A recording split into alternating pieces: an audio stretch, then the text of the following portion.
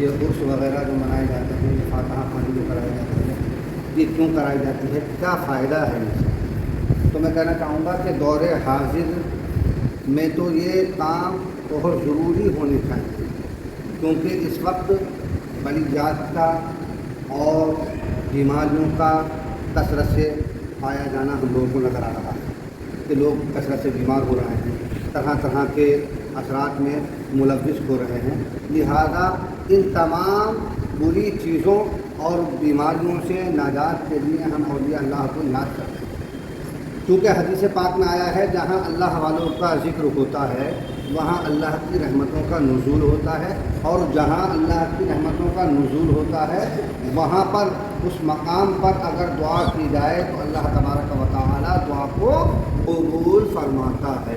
انہی اولیاء اللہ کی جماعت میں سے ایک بہت بڑے ولی سیدنا سرکار اعلیٰ حضرت عظیم البرکت رفیع الدرجت ہیں۔ لوگ کہتے ہیں کہ وہ ولی کب ہیں، وہ مولانا ہیں، لوگوں کو جواب دینے کے لیے ویڈیو بنایا جا رہا ہے۔ لوگ کہتے ہیں کہ وہ ولی کب ہیں، وہ تو مولانا ہیں، اور ولیوں کی تو کرامات ہوتی ہے، اگر وہ اللہ کے ولی ہیں کوئی کرامت ان کی بیان کی جائے تو ایک کرامت میں آپ کی سماعتوں تک سیدنا سرکار اعلیٰ حضرت کی پہنچا رہا ہوں۔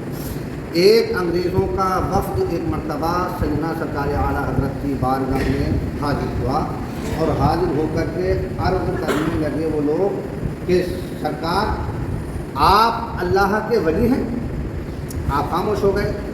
پھر کہا کہ اللہ کے ولیوں کے تو یہ خواص ہوتے ہیں کہ وہ کرامت سے بہرور ہوتے ہیں، اللہ تبارک و تعالیٰ ان کو کرامات عطا کرتا ہے۔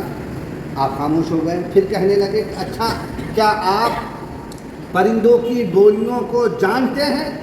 تو اعلیٰ حضرت نے ارشاد فرمایا کہ ہاں پرندوں کی بولیوں کو میں جانتا ہوں۔ اتفاقاً ادھر سے دو چڑیوں کا گزر ہوا۔ اس کا گزر ہوا، دو چڑیوں کا گزر ہوا۔ انگریزوں کا وقت جو وہاں حاضر تھا ان میں سے ایک انگریز نے کہا کہ اگر آپ جانوروں کی بولی جانتے ہیں تو یہ بتائیے کہ یہ دونوں چڑیاں جو اڑ کر جا رہی ہیں یہ کیا کہہ رہی ہیں؟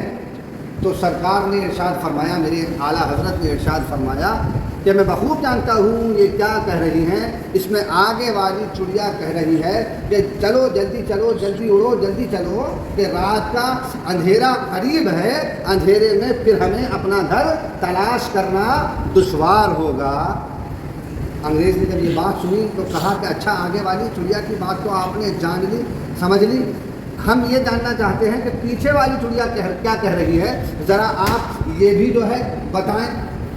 تو سیدنا سرکار اعلیٰ حضرت نے ارشاد فرمایا کہ پیچھے والی چڑیا یہ کہہ رہی ہے کہ میں تو بہت تیز اڑنے کی کوشش کر رہی ہوں لیکن اڑ نہیں پاؤں گی تیز، چونکہ میرے پیر کے اندر ایک کانٹا چبھا ہوا ہے جس کی تکلیف سے میں پروں کو زیادہ تیز حرکت نہیں دے سکتی ہوں، اس لیے میں تیزی سے نہیں اڑ سکتی ہوں۔ انگریزوں کو اس بات پر یقین نہیں ہوا، انہوں نے ایک پستول اٹھائی، کیونکہ ابھی چڑیاں نظر سے قریب ہی تھی، کیونکہ آہستہ آہستہ اڑ رہی تھی، کیونکہ پیچھے والی کو تکلیف تھی تو اس کی محبت میں آگے والی بھی جو ہے آہستہ آہستہ اڑ رہی تھی۔ دونوں چڑیوں کا شکار کیا، شکار کرنا تھا، گولی چلانی تھی کہ وہ چڑیاں دونوں آسمان سے کہاں گئی، زمین پر آ گئی۔